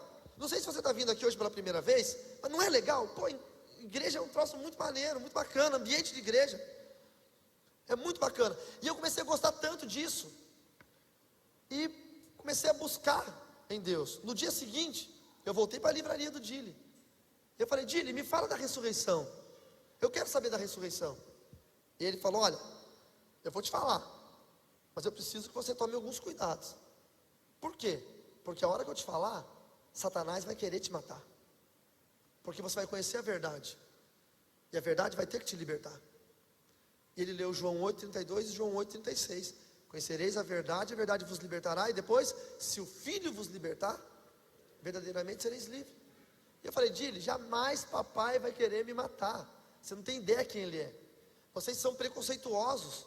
Quando eu era uma criança pobre, depois que minha mãe se separou do meu pai, minha mãe se prostituiu. Minha mãe pegava comida do lixo para a gente comer. E ela tinha que se prostituir. Várias foram as vezes que eu vi minha mãe fazendo programa na sala de casa. E um dia eu chorei, porque não tinha 20 centavos para comprar uma paçoca, essas paçoquinhas que vende no colégio. Na época, o meu mestre Luiz, que era foi o homem usado para me treinar no satanismo, me formar um outro mestre, soube do meu choro, porque eu não tinha uma paçoquinha. E ele mexeu os pauzinhos dele, sabe lá como? E uma fábrica que vendia paçocas, a distribuidora que vendia paçocas na cidade para suprir os mercados, os armazéns, as mercearias, parou um caminhão na porta da minha casa e descarregou uma carga inteira de paçoca. Tinha paçoca na sala, tinha paçoca no quarto, tinha paçoca na cozinha, tinha paçoca em tudo quanto é canto. Então esse era papai para mim. Eu desejava uma coisa, eu tinha o que eu queria. E o Dili estava me dizendo agora que esse papai ia me matar. Eu não conseguia entender. Talvez para você seja difícil de entender, porque você é cristão, sempre, toda a vida. Mas para quem não conhecia Cristo, era inconcebível que Satanás ia ser um demônio, ia me matar. Ele era o diabo, era inconcebível. Para mim ele era Deus. É como alguém falar que Jesus ia te matar. Você nunca vai acreditar nisso. E ele falou: então, mesmo que você não acredite, eu vou te ensinar uma palavrinha mágica. Quando o diabo se levantar para te matar, você vai dizer: eu te repreendo em nome de Jesus. E eu: tá bom. Você tem que gravar isso, rapaz. Grava isso na mente. Tá bom, entendi. Grava, eu te repreendo em nome. Tá bom, Dili, eu entendi. Mas eu não guardei na minha mente isso. E ele leu sobre a ressurreição. E quando ele foi lendo sobre a história da ressurreição, sobre as mulheres indo no jardim, a história de Maria Madalena contada em João, quando ela foi e não encontrou o corpo de Cristo, e ela viu os anjos falaram para ela: ele não está mais aqui, hein? E ela viu um homem chegando, e ela pensou que era o jardineiro, mas era Jesus.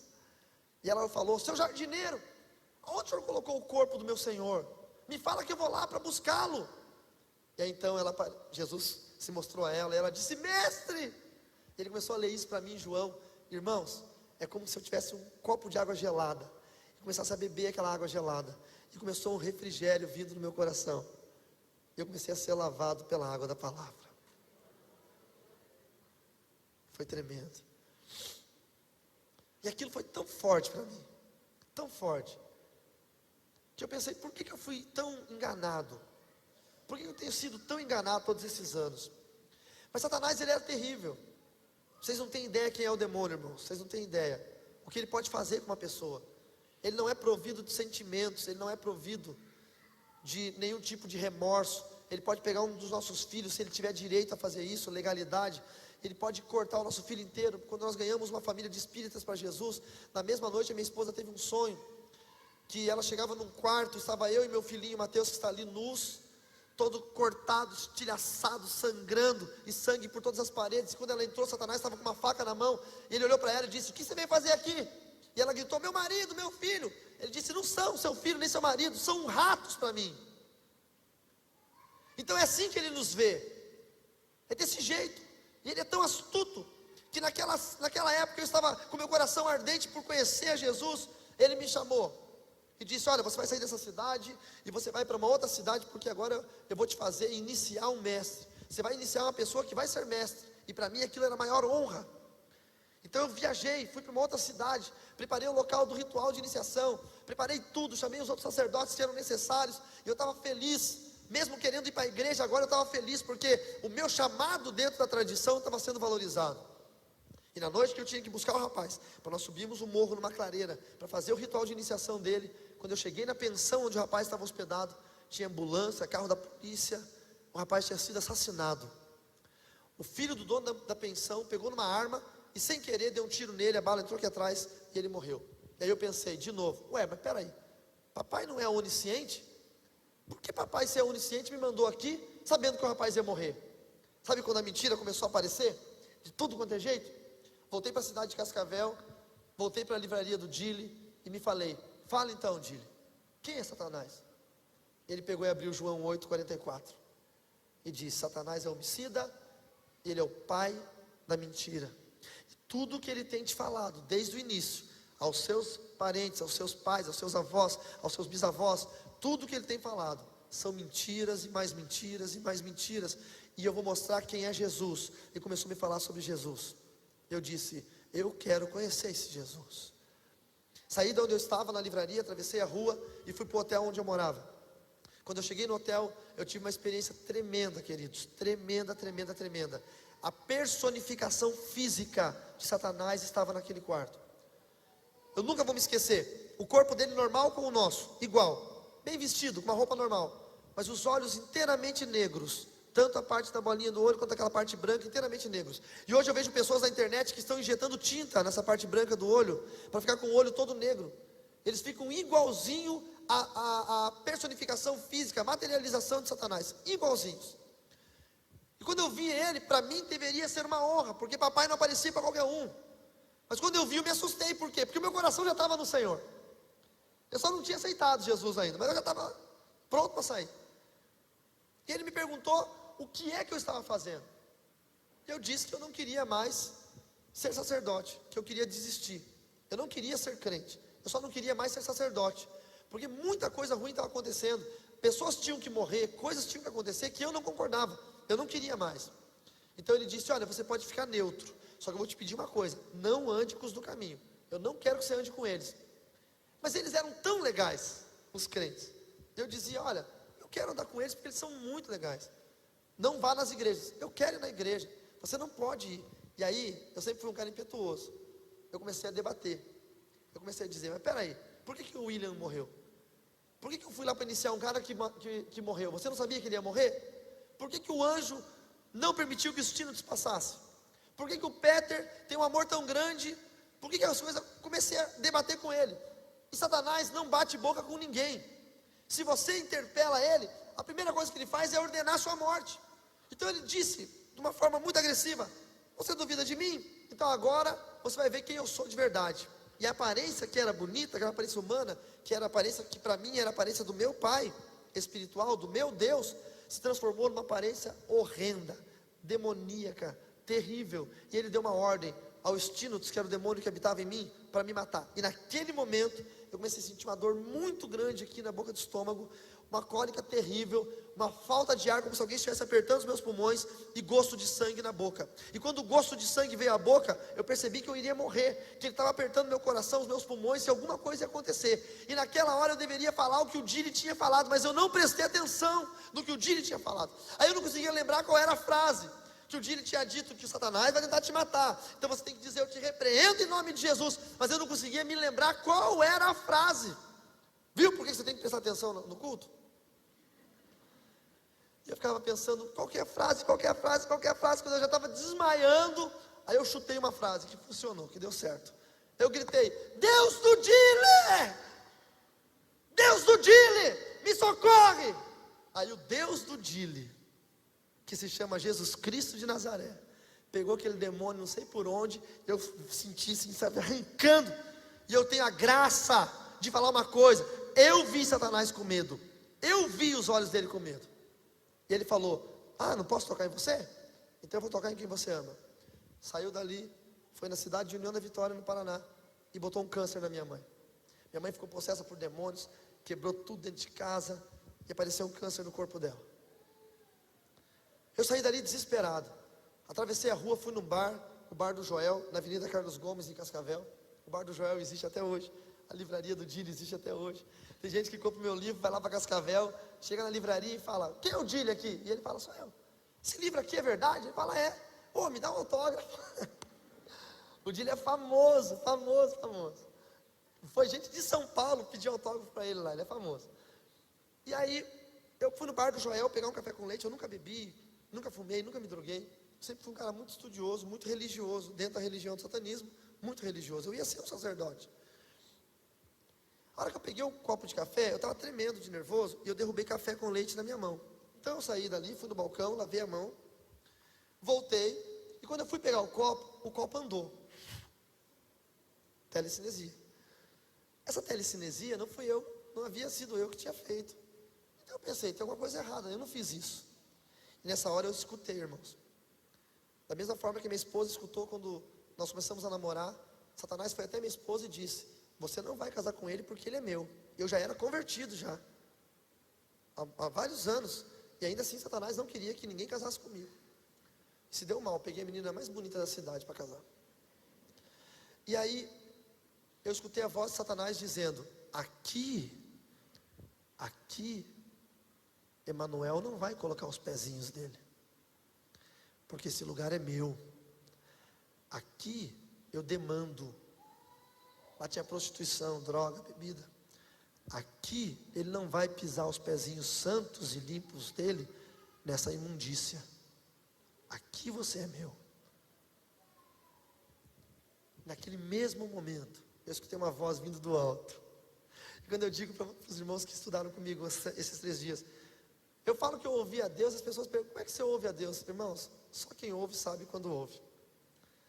Não era uma voz forte nem fraca, nem feia nem bonita, nem de homem nem de mulher. Era só a voz de Deus. E a voz de Deus disse: eu desço até o inferno, se for preciso, para tirar um dos meus.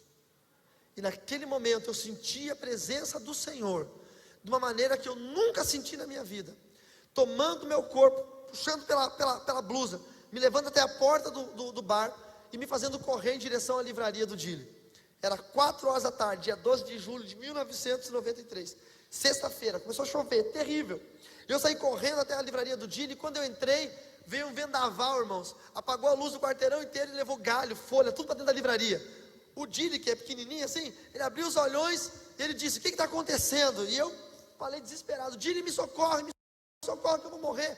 E ele disse: entra lá para o fundo. E eu fiquei numa salinha, e ele ligou para o Nelson. Nelson foi o pastor da minha conversão. O Nelson, ele era um presbítero da igreja, ainda não era ordenado pastor, depois foi o pastor que nos casou. E ele tinha uma variante verde, de 2 carburador, terrível aquela variante, fumava e bebia a variante, tão ruim que era. E ligou para o Nelson veio voando com aquela variante. Quando ele estava quase chegando, chegou o meu mestre de taekwondo. Eu sou faixa preta de taekwondo e de hapkido, uma outra arte marcial. Mas naquela época eu era faixa azul, faltava ainda ponta vermelha, ponta preta e preta. E chegou o meu mestre, que é meu amigo até hoje. No aniversário de 10 anos da minha igreja, o meu mestre esteve lá comigo, hoje casado com uma mulher crente, ele vai à igreja também. E ele chegou e falou: olha, você precisa ir lá dar aula no Sesc agora, porque eu vou sair. Tadinho, o inimigo usou quem eu confiava para tentar me tirar dali. E eu estava num momento de decisão na minha vida, era a hora da decisão. E eu falei: não, eu tenho que ficar. Ele disse: olha, se você não sair daqui agora, você nunca vai ser faixa preta, você precisa sair. E eu falei: tá bom, então eu vou lá. Olhei para o meu pai na fé, para o Dile: Dilão, eu vou indo, outra hora eu volto. E o meu pai na fé, ele só cruzou os braços, não falou nada, e só baixou a cabeça. Eu entendi, irmãos, que pode estar o mundo inteiro orando pela gente. Se nós não tomarmos uma decisão, as coisas não acontecem no mundo espiritual. Talvez você ainda não é crente, talvez você é um crente que está desviado, talvez você é um crente que se afastou do evangelho, e você acha: um dia eu vou voltar. Meu irmão, não é assim que funciona. Você tem que tomar uma decisão. A decisão é tua. Não adianta sua esposa estar orando por você, seus filhos virem à igreja. É você quem tem que tomar a decisão. Eu entendi que eu tinha que tomar a decisão. Aí eu pedi para o meu mestre: olha, eu não vou poder ir, eu vou outra hora, eu preciso resolver uma coisa. E quando eu falei isso, a variante verde do Nelson parou na frente, e ele todo espavatado. É aquele que eu falei para os meus alunos que o irmão dele endemoniava e tomava pinga e comia o copo. Aí falou com a variante, chegou na porta da livraria e falou: cadê o endemoniado? Cadê o endemoniado? Cadê o satanista? E o Dile falou: é ele ali, ó. Então vamos lá para trás, vamos lá. E eu falei para ele: olha, a última vez que oraram comigo eu vomitei. Não, fica tranquilo, não vai acontecer nada. Você não vai passar por um processo de libertação agora. Eu só vou orar para você entregar sua vida a Jesus. Você quer? Eu falei: é o que eu preciso. Então senta nessa cadeira. E eu sentei na cadeira. E ele falou: repete comigo: Senhor Jesus. E eu falei: Senhor Jesus.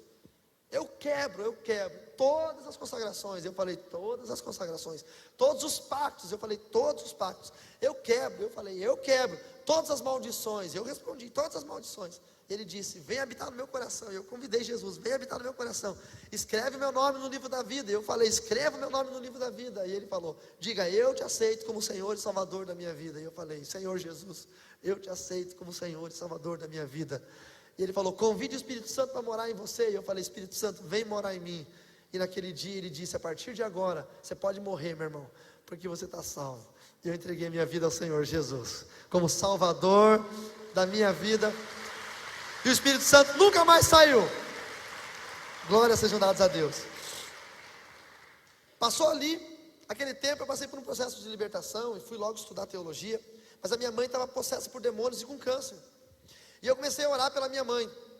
A minha mãe entrou num estado de câncer tão avançado que ela foi para o coma. A minha avó ligou para mim e disse: olha, se você quer ver sua mãe viva ainda, venha para cá, porque ela vai morrer. O médico era primo nosso, e o médico disse que a minha mãe não sairia mais do hospital. A minha mãe respeitava tanto a morte, que quando ela descobriu o câncer, ela não fez tratamento. Ela esperou a morte chegar. E aí eu fui para a cidade onde a minha mãe estava, e comecei a ficar no hospital, cuidando da minha mãe das 10 da manhã às 2 da tarde. No dia 1º de março, Deus falou ao meu coração, e Deus disse: amanhã eu vou recolher a sua mãe, então você vai ter uma chance de falar do meu amor para ela. A minha mãe estava com câncer no cérebro. A causa morte dela foi metástase cerebral. O câncer espremeu o cérebro dela. Era impossível ela ter lucidez, impossível. Mas eu fui para o hospital, fiquei às 10 da manhã orando. Quando deu meio-dia e pouco, a minha mãe recobrou a lucidez. E ela falou: filho, quando ela falou, foi uma alegria, porque ela já não conhecia mais ninguém. E eu falei para ela sobre o plano de salvação. Eu falei para ela que eu tinha aceitado a Jesus. Ela disse: eu também aceitei a Jesus. Eu falei: não, você não aceitou não, a senhora precisa renunciar. E ela começou a chorar. Ela disse: eu fui uma péssima mãe, né? Eu falei: nada, foi uma boa mãe. Mas eu não podia falar para ela que eu tinha sido uma péssima mãe, né? Eu falei: só que a senhora precisa encontrar Jesus agora. E ela falou: você pode me ajudar? Como é que eu faço? E eu comecei a falar para ela as mesmas coisas que o Nelson tinha me ensinado. E ela foi repetindo, quebrando pactos, cancelando maldições. Aceitou Jesus como Salvador da sua vida, pediu para escrever o nome dela no livro da vida, convidou o Espírito Santo para morar e voltou para o coma. E eu voltei para casa da minha avó. Às 10h30 da noite ligaram para a gente dizendo que ela estava morrendo. Nós corremos para o hospital. Eu entrei primeiro. Quando eu entrei no quarto, o quadro era terrível. Ela já estava com 42 graus de febre, os olhos dela estavam saltados para fora, amarelados. Aquela maquininha estava com uma pulsação muito rápida, a respiração dela estava muito ofegante. E eu entrei e senti a mesma sensação que eu senti quando eu encontrei o anjo. Aquele amor estranho, que não tem como explicar. Então eu sabia que tinha um anjo ali. E eu corri, abracei minha mãe, toda entubada, toda cheia de fios e monitores. E eu peguei, abracei ela assim e pensei em chorar desesperadamente. Mas aí eu me lembrei que eu tinha orado com ela de tarde. Então eu falei, eu só lembrei de falar uma coisa. Eu falei: mãe, vai, vai. Eu sei que a senhora está me esperando, pode ir, porque eu estou sentindo a presença dele aqui, ele está aqui, então a senhora pode ir. E eu botei meu ouvido esquerdo no peito da minha mãe, e eu consegui escutar o coração dela, estava muito acelerado. E eu via o monitor pelo ouvido direito. E quando eu falei isso, ela suspirou de uma forma tão forte, como se ela tivesse soltado todo o ar do pulmão dela, e ela murchou. E o monitor fez tu, e minha mãe partiu. E foi uma sensação terrível, porque eu tinha acabado de perder minha mãe morreu nos meus braços, mas tinha ganhado a minha primeira alma para o Senhor Jesus. Eu sei que perder a mãe é um troço terrível, irmãos, mas a alegria de salvar uma alma, principalmente daquela que te gerou, foi algo tremendo. E eu louvo ao Senhor Jesus por minha mãe ter sido a primeira alma que eu ganhei para o reino dos céus. Louvado seja o nome do Senhor, louvado seja o nome do Senhor, louvado seja o nome do Senhor. Tem muitos crentes que pararam de orar pela mãe. Não pare de orar pela sua mãe, você pode ganhá-la. Sobrava meu pai, eu precisei orar pelo meu pai 15 anos. Nesses 15 anos eu pensava em desistir o tempo todo. Eu sempre pensava em desistir, eu vou desistir. E ele não dava a mínima pelo Evangelho de Cristo. Passou 15 anos, meu irmão tinha uma célula na igreja Sara Nossa Terra. E era uma célula de skatistas. E era sempre feito no salão de festas do prédio. Mas 15 anos, eu já era pastor, conferencista, escritor. E naquela célula, naquele dia, não pôde ser feito porque tinha um aniversário. E aí o meu irmão ficou triste e falou para meu pai: olha, eu tenho um grupo de jovens aí, mas não vai ter como fazer. Então, eu estou triste. E meu pai falou para ele: olha, você não quer fazer na sala de casa? No apartamento? Nunca meu pai convidou alguém, um crente para ir lá. Quando eu me converti, meu pai me mandou embora de casa. E aí eu estava no Mato Grosso pregando, e o meu irmão me ligou e falou: rapaz, vem para cá, onde é que você está? Eu estou no Mato Grosso, vem para cá, porque o pai deixou amanhã fazer célula lá em casa, e eu sei que ele vai se converter, vem, é a tua oração. E eu peguei um voo de Campo Grande, no Mato Grosso do Sul, para Cascavel, saí 6 horas da manhã, para chegar 8 horas da manhã. A minha esposa saiu de casa e foi me esperar no aeroporto. Mas o diabo é tão sujo, que deu um nevoeiro em Cascavel, uma neblina, e o avião não pôde pousar. E o avião, em vez de ir para Foz, que é pertinho, foi para Curitiba, 600 quilômetros de distância. Eu cheguei no aeroporto, era a empresa Trip na época, cheguei no guichê da empresa e falei: olha, eu quero embarcar no próximo voo para Cascavel. E a moça falou: o próximo voo está saindo agora, eles estão ainda recebendo os passageiros lá, não tem vaga, mas o senhor fique tranquilo, nós vamos colocar o senhor no hotel, o senhor vai amanhã às 8 horas. Eu falei: não, moça, eu preciso ir agora, eu tenho algo para fazer hoje. E ela disse: eu sinto muito, não tem outro voo. Se eu botar o senhor em outra empresa, você vai chegar 10 horas da noite, em Foz do Iguaçu. Não tem como. Aí eu, com a minha intrepidez, olhei para ela e falei: olha, moça, você não sabe quem sou eu. Eu também não sei quem é a senhora. Mas eu vou dizer uma coisa: eu estou 15 anos orando pelo meu pai. E o meu pai vai fazer um culto na casa dele hoje. Eu não vou perder esse culto. Eu vou para lá, nem que eu tenha que pilotar esse avião. Mas eu vou estar lá. A mulher fez assim para mim, ó. E saiu. E naquela época não tinha essas coisas assim, esses vidrinhos, era tudo notebook, uns notebookão grandão assim, hein? E aí eu peguei o notebook, abri, fiquei escutando uma música num vídeo evangélico. De repente aquela garota veio correndo, com os tamancos na mão. Veio correndo: irmão, irmão, irmão. Eu estava me chamando de irmão já. Falei: que foi? Olha, rapaz, não sei o que tem você não, hein, mas um passageiro não embarcou. Ele fez o check-in e não embarcou. Tem uma vaga, você quer ir nesse voo? Falei: quero, então vem comigo. Catei mala, mochila, saí correndo, entrei naquele aviãozinho da Trip, aviãozinho apertado, todo mundo lá, o aviãozinho subiu, demorou para subir, voamos, chegamos em Cascavel, quase não pousou, foi pousar, eu estava já chegando no fim da pista ainda, minha esposa estava lá me esperando, fomos para a casa do meu pai. Agora, olha a noite como é que foi. Vocês têm mais um minutinho para me ouvir? Escute isso. A célula era de skatista. Toda a maconheirada do bairro estava lá. Só tinha maconheiro. Terrível. O meu pai é aqueles bugrão. Estava bem assim, ó.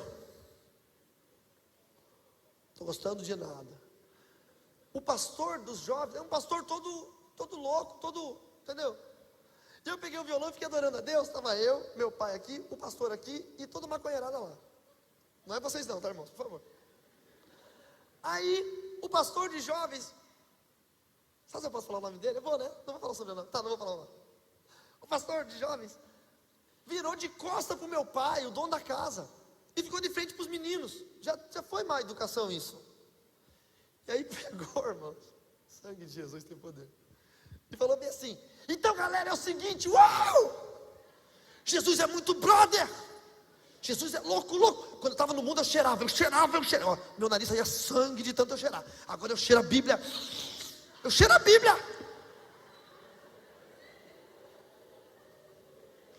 Quando eu olhei aquilo, eu olhei para o meu pai, aqueles bugrão, ai meu Deus do céu. Vocês estão ligados ou não estão ligados? E aí eu comecei assim, orar em espírito. Eu não sei se eu pequei, pastor Haroldo. Eu comecei a orar bem assim: Senhor, mata ele agora. Mata ele agora. Dá um ataque cardíaco, dá alguma coisa. Mata ele agora. Pô, irmãos, 15 anos orando pelo meu pai para aquele cara estragar tudo. 15 anos. Aí esse pastor, quase que eu vou ler o nome dele, ele tinha esse livro aqui na primeira versão. Ele era tipo meu fã, assim, sabe? Porque o cara era pastor e tinha a coleção do Harry Potter. Veja você. Então o sonho dele era conhecer um bruxo de verdade. E ele olhou para mim e falou assim: pastor Carlos, o senhor gostaria de falar alguma coisa? Eu falei: gostaria, segura o violão aí. Aí virei de costas para os maconheiros e fiquei de frente para meu pai. E falei: pai, tudo isso aqui não é para eles. Tudo isso aqui é para o Senhor. Não é que eu estou desmerecendo esses meninos, mas eu estou 15 anos orando pela sua vida. É para o Senhor. O pastor do meu irmão tinha lido antes: não é bom que o homem esteja só. E aquela palavra era muito pertinente. Eu falei: não é bom que o senhor esteja só. E eu comecei a falar para ele. Quando eu fui morar com ele, eu roubei ele, eu fiz muita coisa errada. E ele sabia de tudo. E ele falou: eu sempre soube. Eu só não fiz nada com você porque tua mãe não te queria mais, ninguém mais te queria. Que eu fui morar com ele com 16 anos de idade. E eu falei: olha pai, o senhor gostaria de entregar sua vida a Jesus? Eu entreguei minha vida a Jesus, tem sido maravilhoso. E o meu pai falou: eu gostaria. E eu falei: o senhor gostaria de chamar Jesus para morar no seu coração e confessar Ele como Senhor da sua vida? Ele falou: eu gostaria. E foi um negócio tremendo. E eu falei: então ora comigo. E a hora que eu comecei a orar, eu falei assim: repete comigo, pai, Senhor Jesus. E ele falou: Senhor Jesus. A hora que eu ouvi a voz do meu pai falando Senhor Jesus, começou a me dar um calorão. Um calorão. E a hora que eu falei: eu entrego minha vida, e ele falou: eu entrego a minha vida, eu comecei a apagar, irmãos. Eu comecei a desmaiar de emoção. E o obreiro da minha igreja estava junto com a gente, me segurou e me sustentou. Eu não consegui mais fazer a oração, porque eu quase desmaiei ali. E aí a sorte que Deus não ouviu minha oração e não tinha matado o outro pastor. O outro pastor agarrou meu pai e falou: continua, seu Álvaro, continua. Eu entrego a minha vida, e meu pai: eu entrego a minha vida a ti, e bababá. E o meu pai aceitou o Senhor Jesus como Salvador da sua vida, para a honra e glória do Senhor. Aleluia, aleluia, aleluia. Vocês me dão mais um minutinho? Eu preciso de mais um minutinho, por favor. Aí eu comecei a orar para arranjar uma esposa. Essa é boa, tá? Eu falei: eu quero uma esposa, tem que ser uma mulher bonita, porque mulher feia é pecado.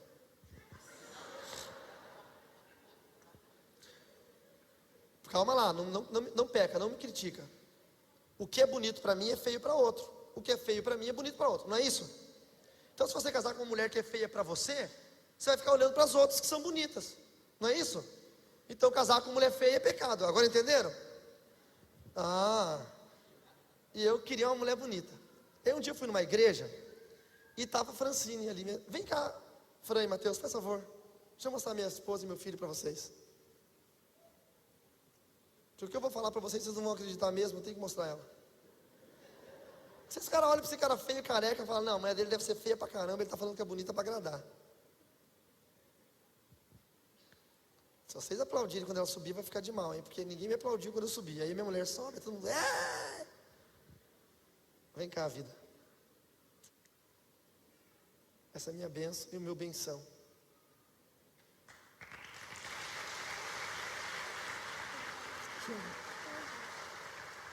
Aí eu fui numa igreja, fica aqui pertinho, e eu orava a Deus. Eu gostava de um padrão de beleza de mulher. Ai, você vai contar? Eu vou contar.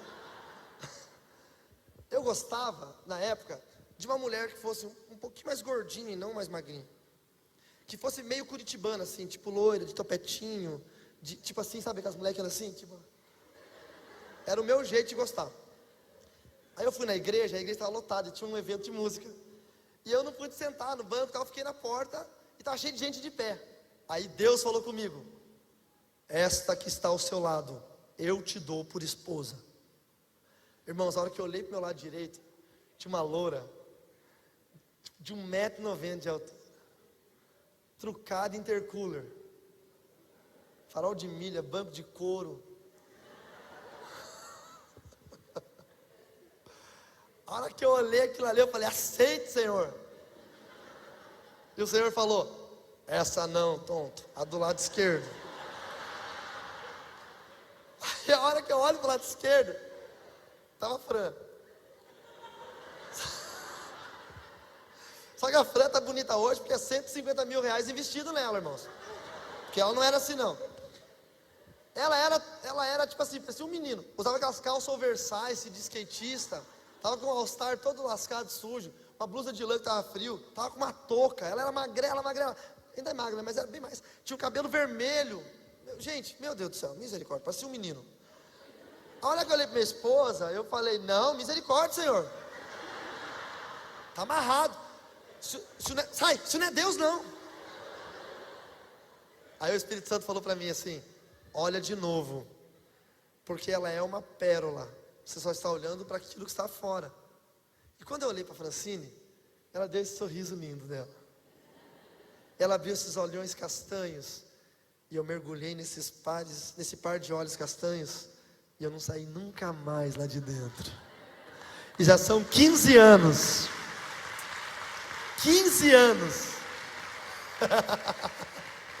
Pastor Haroldo se amarra, né? Pastor de família gosta dessas histórias. Aí nós conversamos depois do culto, e eu tinha uma banda de rock, só que eu tocava guitarra. E ela falou: você dá aula de canto? Dou, claro que eu dou. Sabia cantar nada, não sabia nem bater palma em festa de aniversário. Falei: quanto você cobra? Eu cobro nada. E no outro dia ela foi para fazer aula de canto, e nunca dei aula de canto para ela na minha vida, porque eu chavequei tanto essa mulher, irmãos, mas tanto, porque eu tinha uma maldição, eu só namorava mulher feia. Então a primeira bonita que me olhou, eu falei: opa. E aí então nos gostamos e pedimos para os nossos pastores. Ela era da mesma denominação que eu, mas de um bairro e eu de outro. Conversamos com o meu pastor, para ele dar beijo para nós namorarmos. Conversamos com o pastor dela, oramos um mês, sem nem dar beijo, irmão. Naquela época o negócio era sério. Aí depois de um mês, no dia 25 de maio de 1999, esse é o nosso casamento, dia 24, você não sabe? Dia 25 nós começamos a namorar. Sai fora. Vocês esqueceram que o cara da cabeça matemática sou eu, né? Dia 25 de maio de 1999, eu cheguei para ela e falei assim: você quer namorar comigo? Ela disse: quero. Nós começamos a namorar, e Deus nos honrou. Casamos debaixo da graça, da presença. Quem foi nos casar foi o meu pastor que me ganhou para Jesus, o Nelson, pastor Nelson Martins. Nos casou. 3 anos depois, veio esse lindo menino, esse lindo bebecinho. E nós começamos a obra de Deus. No primeiro dia depois do casamento, nós viajamos para a Argentina para a obra missionária. Nos tornamos pastores, missionários. Fizemos a obra do Senhor em países de língua hispana. Fomos missionários no Paraguai também. Fizemos uma linda obra. E hoje somos pastores há 13 anos de casado, 13 anos de pastoreio, 10 anos como pastores presidentes de uma igreja, para a glória e para a honra do nome de Jesus. Deus pode fazer isso na sua casa. Deus pode fazer isso na sua família. E agora eu queria te convidar para uma coisa muito importante. Talvez você que ouviu tudo isso até agora não está entendendo, mas nada disso é para ninguém que não seja para você. Tudo isso que você ouviu hoje é para você. A história da minha vida, ela existe para você. Porque Deus não me converteria se não fosse para que pessoas ouvissem como é importante entregar suas vidas a Jesus. Então Deus não converte ninguém se a conversão dele não servir para mostrar a luz de Cristo às pessoas. Eu queria poder fazer isso por algumas pessoas. Eu queria poder orar por alguém hoje. Mas eu não quero orar só por quem vai aceitar Jesus, não. Eu quero orar por alguém que esteja sentindo no seu coração que a sua vida precisa de uma melhora, precisa de uma guinada. Talvez você está frio na fé. Escute o que eu vou dizer. Talvez você gostaria de ser o que você ainda não é, dentro da igreja, da obra, da fé. Talvez você é aquele crente que um dia levantou a mão e aceitou Jesus, mas nunca foi nada mais do que isso. E Deus tem muito mais para você.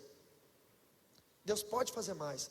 Quem sabe você é aquele tipo de crente que as pessoas chamam de desviado. Ou quem sabe você é aquele tipo de crente que as pessoas chamam de não praticante. Ou quem sabe você é de uma outra religião e nunca entregou sua vida a Jesus Cristo. Quem sabe você é crente, não é desviado, não é relaxado, não é nada disso. Mas você acredita que Deus pode fazer mais na sua vida, no seu ministério. Você pode mais. Eu queria convidar essas pessoas que viessem aqui à frente para que nós possamos orar. Se você sentiu a necessidade de receber uma oração nessa noite, saia do seu lugar e venha aqui para frente, por favor. Mas deixa eu te falar uma coisa: não espere o primeiro vir, porque se houver uma só bênção nessa noite, vai ser do primeiro que vai chegar. Então, seja você o primeiro. Venha aqui para frente agora, que eu vou te abençoar com uma oração.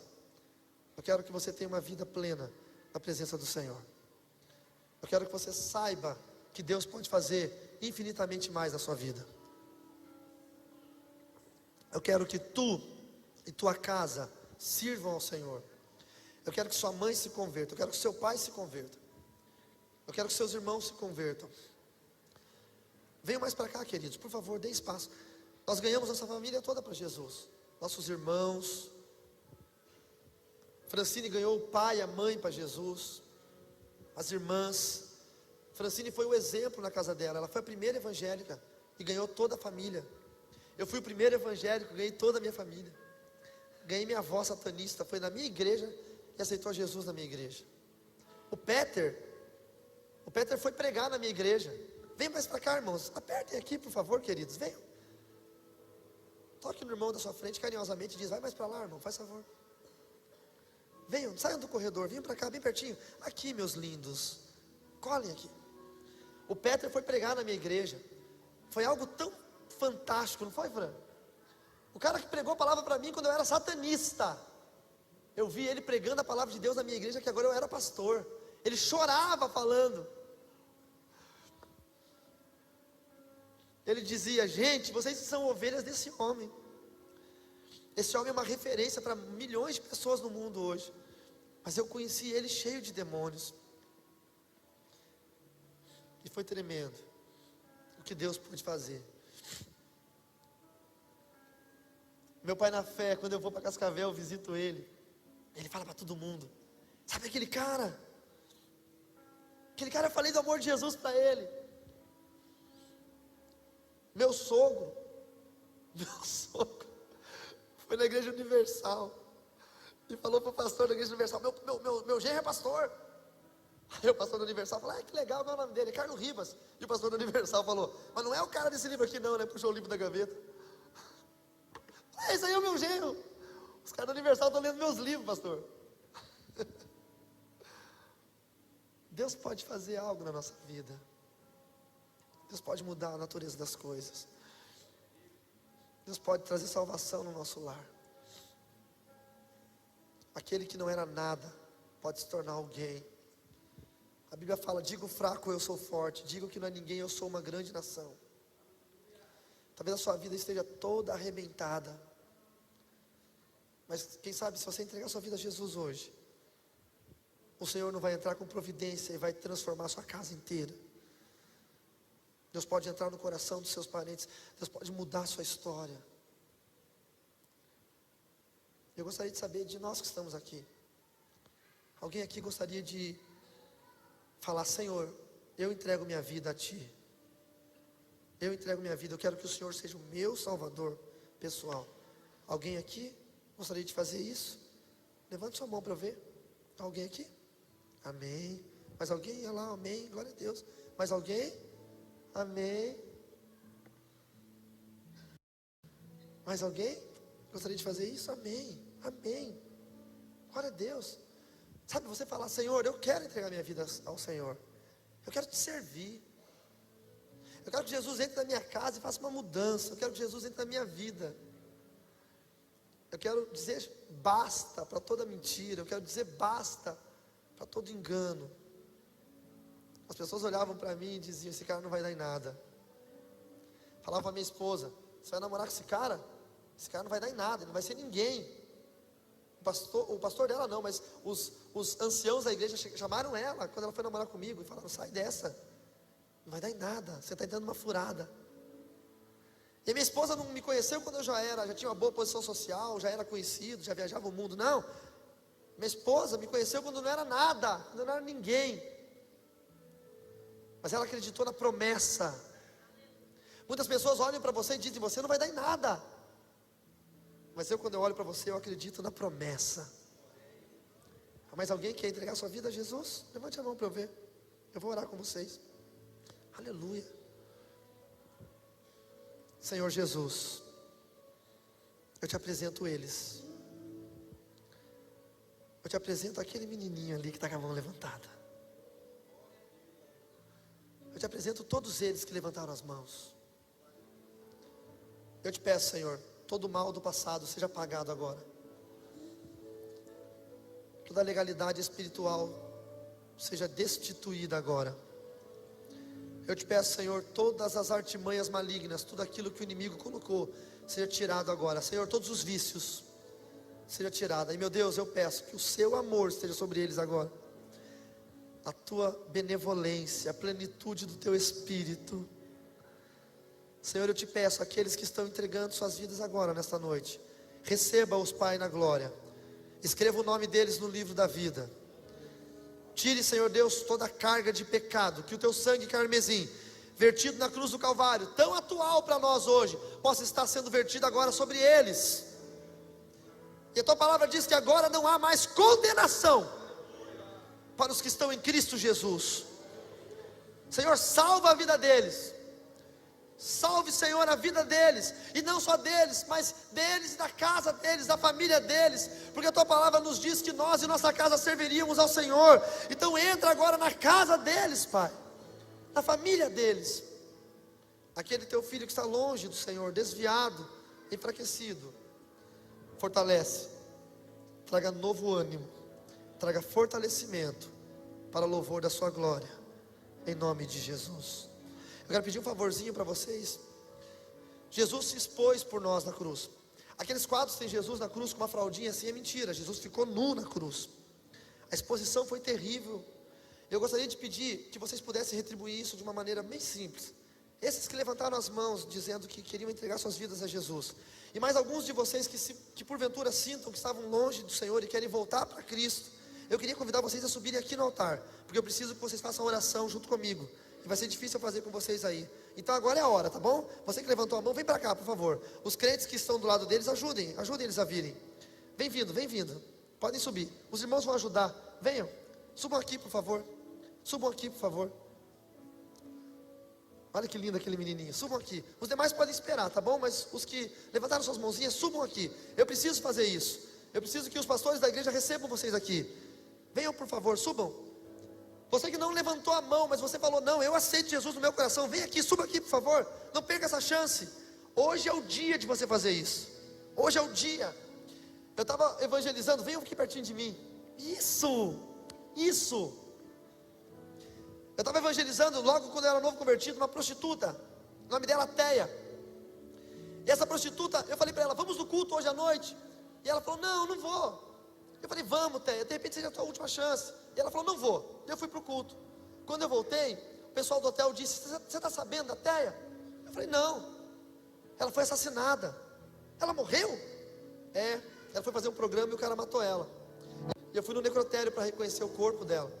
E eu vi ela deitada naquela mesa metálica. E eu falei: poxa, Teia, se você tivesse ido no culto hoje, você estava viva. A gente não sabe o nosso amanhã. Talvez hoje seja o dia de você livrar a sua vida. O dia de você dizer: Jesus, vem, eu preciso andar contigo. Talvez você que é crente precise hoje tomar um passo de seriedade. Você precisa se expor um pouquinho e subir aqui em cima. Mas você vai dizer: eu quero andar em aliança, em seriedade com Deus. Eu não quero viver pecado, eu quero viver santidade. Se você quer fazer isso, corre agora, porque eu vou orar agora, tá bom? Vem já para cá. Parabéns, que legal.